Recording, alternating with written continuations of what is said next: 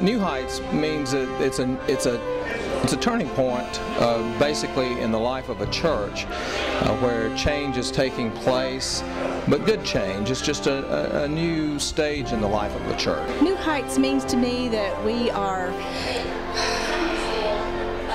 reaching to know the Lord in a higher and better way, and to reach out to our community and be a new voice to our community. New Heights means a name that we came up with that symbolizes the potential for the new things that the Lord would have for us, and yet remembering the roots from which we came. Heights, H-E-I-G-H-T-S. Well, I think that the spiffy new building is going to spiff up the congregation. It's going to put us in a whole new mood.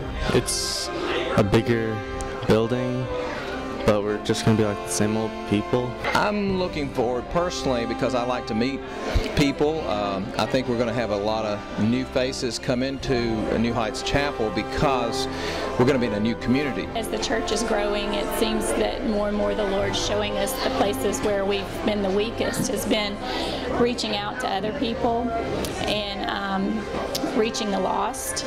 And so I think the vision of the body is moving that direction, and that I'm excited to see that we may be experiencing new ways of reaching the lost.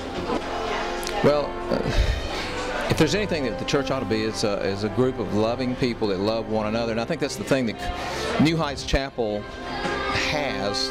It's a carryover from College Heights Chapel. College Heights Chapel has always been known, really, from my perspective, as a group of people who love one another. And Jesus said that the world would know you by your love for one another. And that really stands out in a community, and I think that's what the world needs.